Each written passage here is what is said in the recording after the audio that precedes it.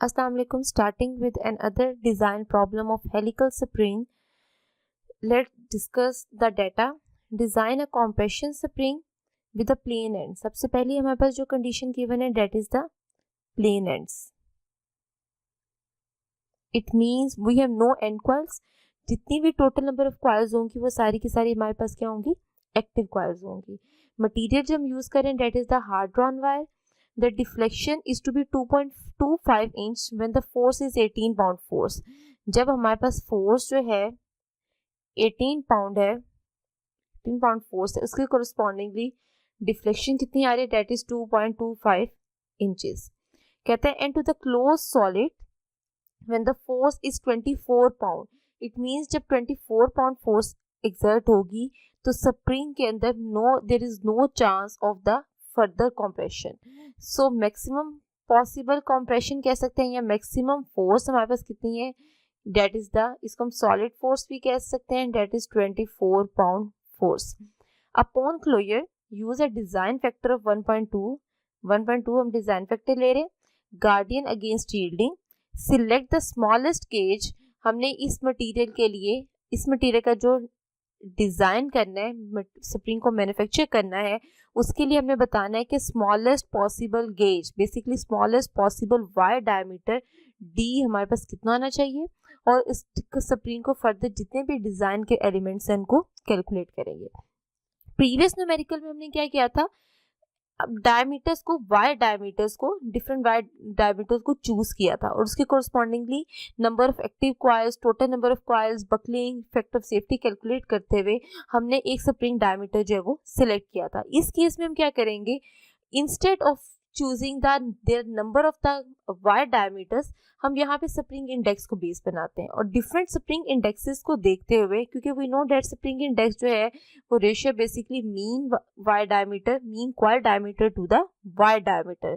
तो यहाँ पे हमारे पास mean coil diameter capital D नहीं गिवन है, तो हम अगर स्मॉल डी सेलेक्ट भी कर लेंगे तो हमारे पास सी की वैल्यू नहीं आ जाएगी.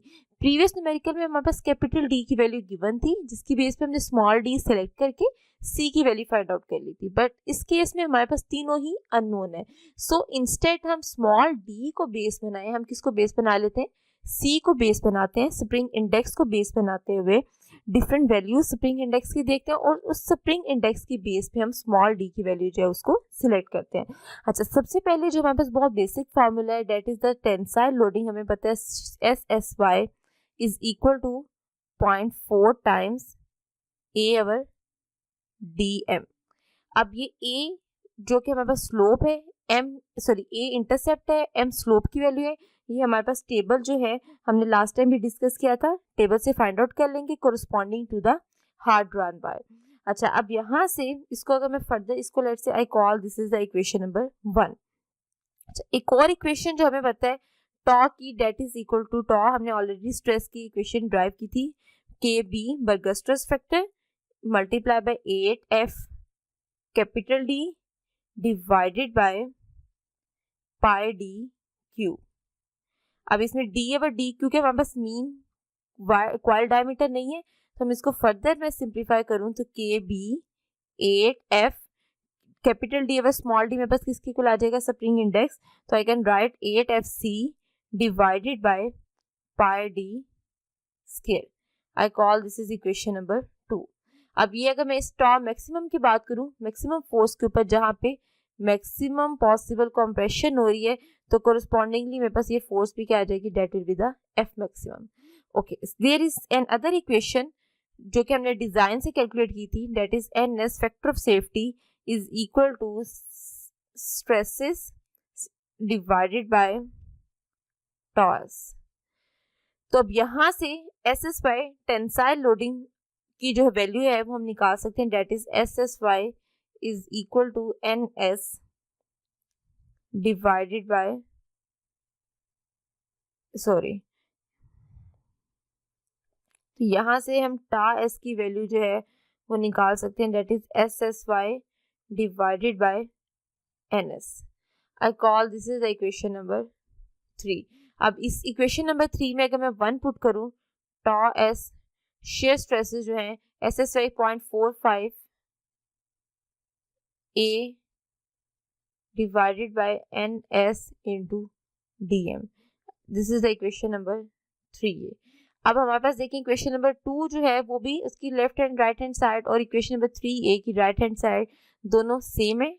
हमारे पास शेयर स्ट्रेसेस हैं, टॉर्जनल शेयर स्ट्रेसेस, तो दोनों को इक्वेट करेंगे तो मेरे पास एक इक्वेशन आ जाएगी। I can write KB 8FC F that is the maximum force, क्योंकि मैक्सिमम शेयर स्ट्रेसेस की बात करें, divided by pi D square is equal to 0.45A divided by NS D power M।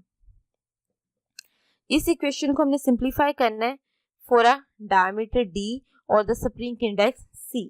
जब हम स्मॉल d के लिए जब हम इसको सिंप्लीफाई करते हैं तो मेरे पास क्या आ जाएगा, यहाँ से d स्क्वायर, ये देखिए ये d स्क्वायर और इस तरफ DM है। अगर मैं इसको फर्दर सिंप्लीफाई करूँ तो सबसे पहले 0.8 ओवर पाई मेरे पास आ जाएगा, सॉरी 0.45। NS की वैल्यू हमारे पास यहाँ पे गिवन है, फैक्टर ऑफ सेफ्टी 1.2 पुट कर देते हैं तो 0.45 ओवर 1.2, तो ये मेरे पास इक्वेशन बनेगी 0.375 A ओवर DM। यहाँ से 8 ओवर पाई करेंगे तो ये मेरे पास आ जाएगा that will be equal to, और हमारे पास F मैक्सिमम कितने हैं 24। मैं यहाँ वैल्यूज पुट करती हूँ, KB 8, F की वैल्यू हम ले रहे हैं 24, C अननोन है हमारे पास, पाई एज इट इज आ जाएगा, D भी मेरे पास अननोन है। तो यहाँ से equation 0.375 A power divided by power DM KB 8, 24 और पाई, जब इन दोनों को सॉल्व करेंगे KBC और D स्क्वायर, तो ये मेरे पास आ जाएगा डेट इज 61.15। तो इसको हमने किस में चेंज करना है, KPSI में, तो इसको मैं मल्टीप्लाई करवा दूंगी 10⁻³ के साथ। फर्दर इस इक्वेशन को सॉल्व करते हैं, इस तरफ पावर 2 है, इस तरफ पावर M है, बेस सेम है, तो पावर जो है वो ऐड और सब्ट्रैक्ट हो सकती है। तो इसको 0.375 और 61.15 को एक तरफ ले आते हैं हम, तो यहाँ से मेरे पास जो इक्वेशन बनेगी that will be equal to KBC divided by A, divide हो जाएगा, इन दोनों को जब सॉल्व करेंगे तो मेरे पास वैल्यू आ जाती है डेट इज 0.1629 KBC, हमारे पास ये आ गया एज इट इज। अब यहाँ पे देखें मेरे पास क्या आ जाएगा, इस तरफ D स्क्वायर और एक हमारे पास DM है, तो पावर्स जो है 2 - M आ जाएंगे हमारे पास। अब हमने इस तरफ भी पावर खत्म करने, तो D की वैल्यू मेरे पास क्या आ जाएगी, it will be equal to KBC divided by A 0.1629 whole power हमारे पास क्या आ जाएगी 1/2 - M। तो ये हमने स्मॉल d की वैल्यू जो है वो फाइंड आउट कर ली। अब स्मॉल d की वैल्यूज में देखें हमारे पास KB किसके ऊपर डिपेंड करता है, we know that KB is equal to 4C + 2 divided by 4C - 3। It means KB की वैल्यू इनडायरेक्टली डिपेंड कर रही है स्प्रिंग इंडेक्स के ऊपर, और स्प्रिंग इंडेक्स की वैल्यू किसके ऊपर डिपेंड कर रही है, it depends on the coil diameter and the mean wire diameter. Okay, अब यहाँ पे इसमें देखिए अगर हम डिफरेंट स्प्रिंग इंडेक्स की वैल्यू देते हैं उसके कोरस्पॉन्डिंगली KB की वैल्यू आ जाएगी, A भी हमारे पास कांस्टेंट है और M भी कांस्टेंट है, तो मेरे पास डिफरेंट D की वैल्यूज आती जाएंगी। अच्छा, अब हमें पता है C की वैल्यू हमारे पास किस रेंज में होनी चाहिए, we know that's the value of C should lie 4C12, कि 4 से कम ना हो इंडेक्स और 12 से ज्यादा नहीं होना चाहिए। हम क्या करते हैं, इन बिटवीन कुछ रेंजेस सेलेक्ट कर लेते हैं। लेट्स से मैं यहाँ पे डिफरेंट रेंजेस सेलेक्ट करती हूँ, सिलेक्ट कर लेते हैं हम C की वैल्यू 4 सेलेक्ट कर लेते हैं स्टार्टिंग रेंज, C की वैल्यू हम 12 सेलेक्ट कर लेते हैं बिल्कुल एंड रेंज, और इन बिटवीन हम इनका एवरेज में एक वैल्यू ले लेते हैं, लेट्स से आई टेक 10 ले लेते हैं और C की वैल्यू हम 8 ले लेते हैं। मैंने 4 डिफरेंट वैल्यूज ले लिए हैं C की, बिल्कुल स्टार्ट में, बिल्कुल एंड में, और इन बिटवीन 2 रेंजेस मैंने ले लिए 8 और 10।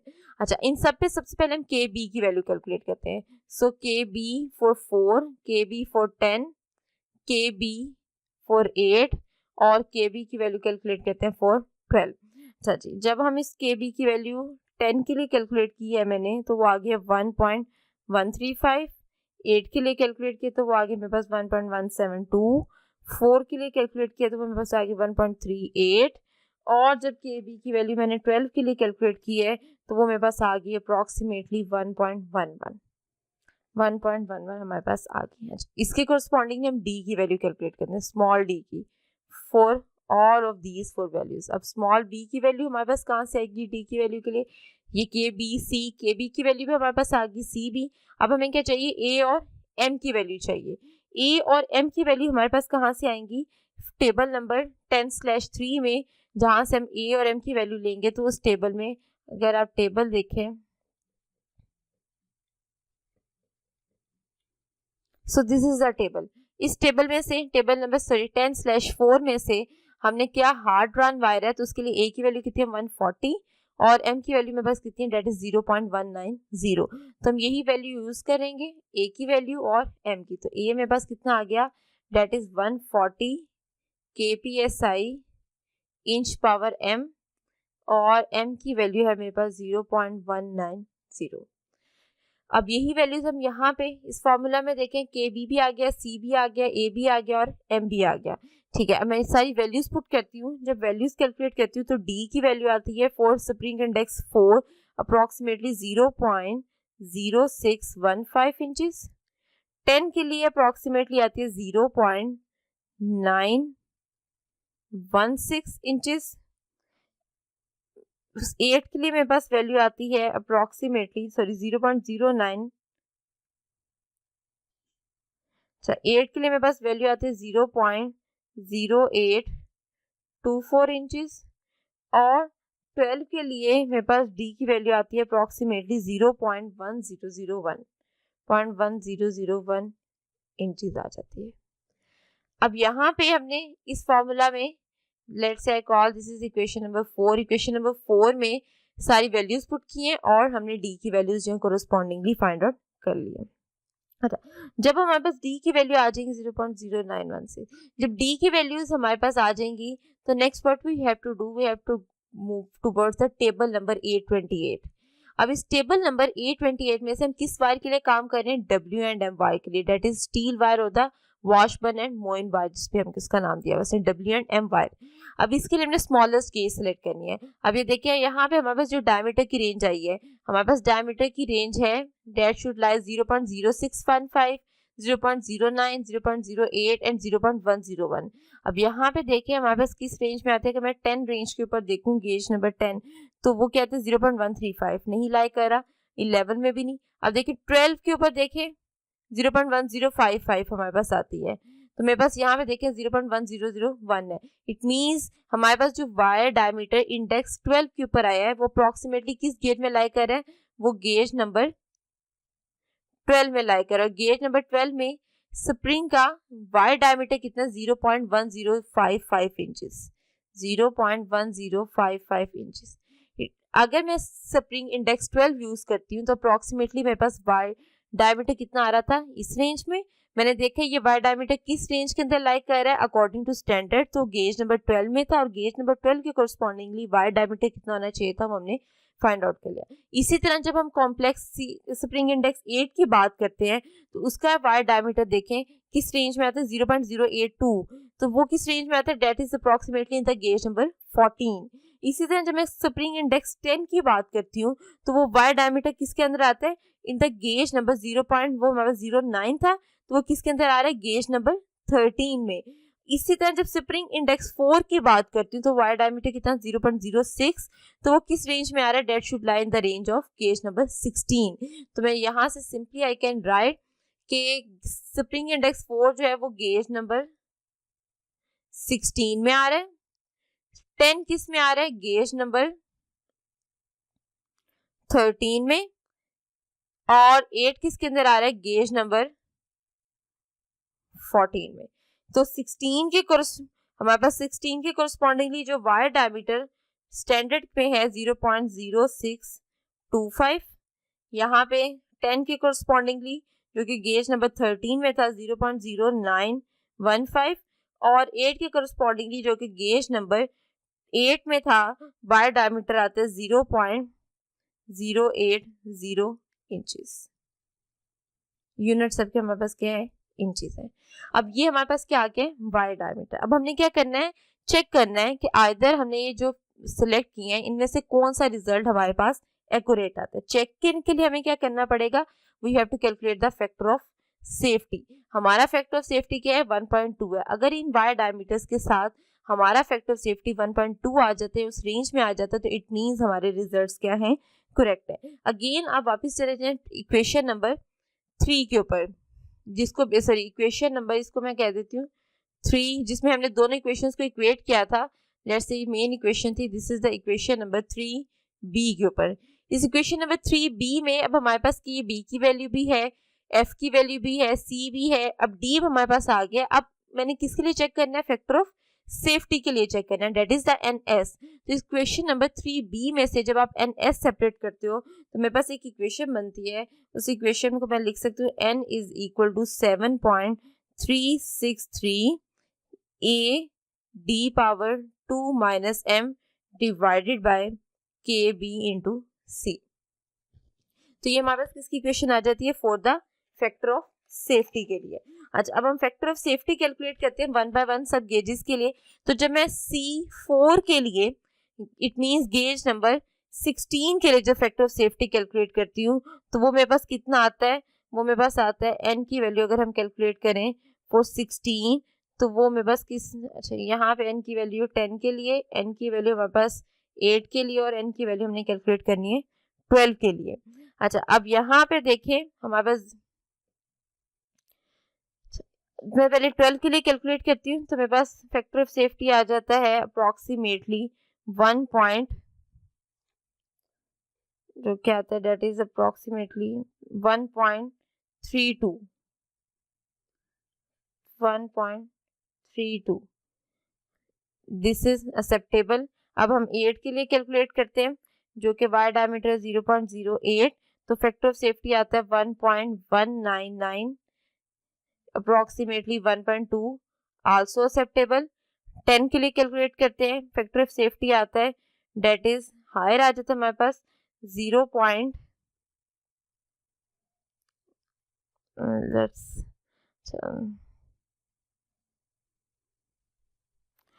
मैंने जब 10 के लिए कैलकुलेट किया तो मेरे पास फैक्टर ऑफ सेफ्टी जो आ रहा है डेट इज,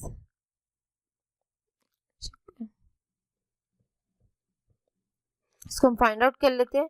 ये वैल्यू है हमारे पास n की वैल्यू, तो यहाँ 7.363 मल्टीप्लाई बाय a की वैल्यू 140, हमने d की वैल्यू क्या लेनी है, हमारे पास 0.0915, m की वैल्यू है 0.190 पावर 2 माइनस 0.190 डिवाइड करना है हमने KB के साथ। तो इस केस में मेरे पास KB हमारे पास कितना आता है 1.135 मल्टीप्लाई बाय 10। अच्छा जी, फैक्टर ऑफ सेफ्टी आता है 1 पॉइंट, हमारे पास ज़्यादा आ जाता है 10 के केस में हमारे पास 1.19 आता है, तो that is also acceptable. It means हमने 8 में कोई मिस्टेक की है तो 8 को हम दोबारा चेक कर लेते हैं। तो 8 के केस में हमारे पास डायमीटर कितना 0.0824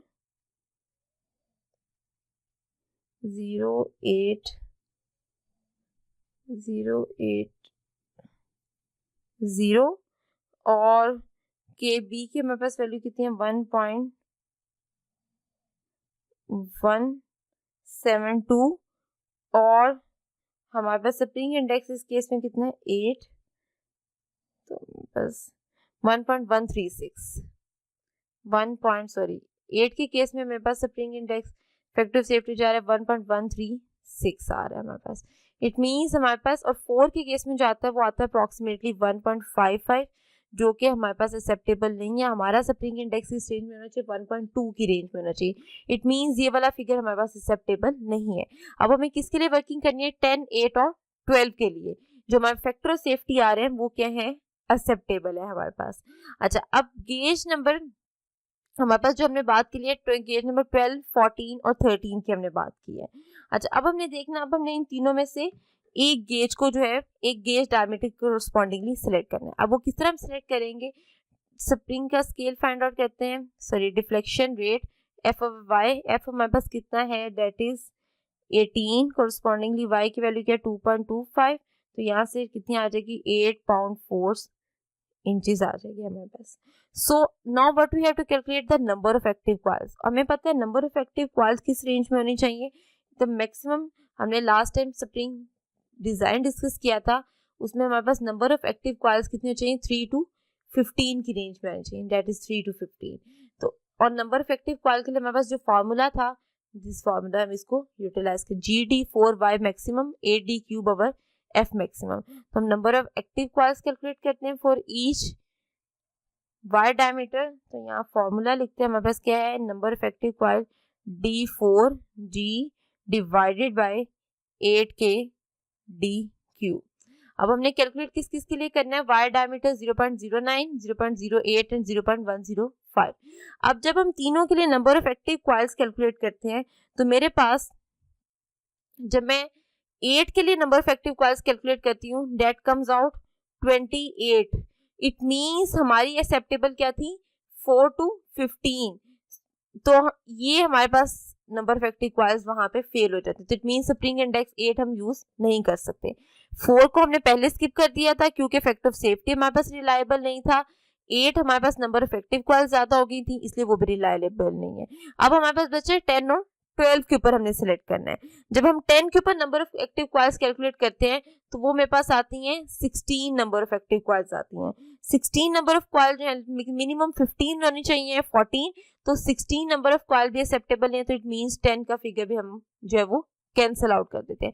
अब यहाँ से देखें जब 8 पे कैलकुलेट किया था तो 28 थी, 10 पे कैलकुलेट किया तो 16 थी। इट मींस हम जैसे जैसे हाई स्प्रिंग इंडेक्स की तरफ जा रहे हैं तो नंबर ऑफ एक्टिव कॉइल्स क्या हो रही है, रिड्यूस हो रही है। जब मैंने 12 के ऊपर कैलकुलेट किए हैं तो मेरे पास एक्टिव कॉइल्स अप्रोक्सीमेटली आ रही हैं, that comes out approximately 11 coil 10.97, तो 11 अप्रोक्सीमेटली नंबर ऑफ कॉइल्स आ रही। इट मींस हमने जो फिगर एक्सेप्ट किया है वो क्या आ गया हमारे पास spring index 12, correspondingly diameter 0.1001 inches, ये हमने इस स्प्रिंग इंडेक्स पे आया, और गेज हमारे पास इस स्प्रिंग इंडेक्स और इस डायमीटर के कोरस्पॉन्डिंगली आ गई गेज नंबर 12, और इस गेज नंबर 12 के कोरस्पॉन्डिंग हमारा जो डायमीटर हमें मैन्युफैक्चर करना है 0.1055 inches. So this is our required diameter. क्यों हमने सिलेक्ट किया, क्योंकि हमारी नंबर ऑफ एक्टिव कॉइल भी इस रेंज पे लाई करी थी, फैक्टर ऑफ सेफ्टी भी हमारे पास 1.32 that is acceptable, 1.55 is very high, although 1.2 is our requirement but 1.32 is acceptable because the number of active coils lies in our desired range. So हमने spring index और number of active coils जो है यहाँ से select करनी। सो इस तरह हमने स्प्रिंग इंडेक्स को बेस बनाते हुए वायर डायमीटर जो वो फाइंड आउट किया। जब हमारे पास नंबर ऑफ एक्टिव कॉइल्स आ गई तो हम क्या फाइंड आउट कर सकते हैं, मैक्स सॉलिड लेंथ के ऊपर डिफ्लेक्शन जितनी हो रही है YS, उसका फॉर्मूला हमारे पास F maximum over K, F maximum कितनी थी 24, तो कोरस्पॉन्डिंगली मेरे पास YS कितना आ जाएगा दैट इज 3 इंच। तो free length to solid length जितनी हमारे पास डिफ्लेक्शन हुई चेंज आया that is 3 inch. Solid length LS हमारे पास फॉर्मूला है D, प्लेन एंड्स है, प्लेन एंड के लिए टेबल नंबर 10/2 में फॉर्मूलाज गिवन है NT+1, तो यहाँ से सॉलिड लेंथ जो आती है D हमने कितना सेलेक्ट किया 0.1055। टोटल नंबर ऑफ कॉइल्स मेरे पास कितनी है 11, बिकॉज प्लेन एंड है तो there is no end coil, तो मेरे पास N11+1, तो सॉलिड लेंथ कितनी आ जाती है 1.266 इंचेस। इसी तरह हमने जब फ्री लेंथ कैलकुलेट करनी है it is equal to deflection के अंदर सॉलिड लेंथ प्लस कर देंगे, डिफ्लेक्शन कितनी हो रही थी 1.266 की, सॉरी सॉलिड लेंथ 1.266 और डिफ्लेक्शन कितनी है 3 सॉलिड लेंथ के ऊपर, तो ये हमारे पास आ जाती है 4.266 इंचेस मेरे पास क्या आ जाती है फ्री लेंथ आ जाती है। इसी तरह हमारे पास अब मीन डायमीटर किसके इक्वल आएगा C ओवर D, C हमने कितना सिलेक्ट किया है 12 और D कितना 0.1055, तो कोरस्पॉन्डिंगली कॉइल का जो मीन वायर डायमीटर आ जाता है, मीन कॉइल डायमीटर सॉरी आ जाता है दैट कम्स आउट 1.266 इंचेस। इसी तरह हमने D निकाल लिया, आउटर डायमीटर निकाल सकते हैं लेंथ ऑफ बकलिंग या फर्दर जो भी हमारे पैरामीटर रिक्वायर्ड है उनको फाइंड आउट कर सकते हैं। सो किसी एक पैरामीटर को बेस बनाते हुए हम रिमेनिंग पैरामीटर्स जो है वो फाइंड आउट करेंगे। बट टेबल हमने कौन सा यूटिलाइज करना है, हमेशा टेबल जो है डिजाइन के लिए, this is the table, total length, total number of coils, solid length, free length, critical length, वो सारी की सारी चीजें आ जाएगी corresponding to the end type, कि हमारे पास कौन से प्लेन एंड है, स्क्वायर एंड है, क्लोज एंड है, ग्राउंडेड एंड है, तो उसकी कोरिस्पॉन्डिंग हम फाइंड आउट करेंगे। लेकिन बाकी के बी, टाइस, NS, factor of safety, outer diameter, inner diameter, active number of coil के लिए हमारे पास ये चार्ट जो है वो गिवन है।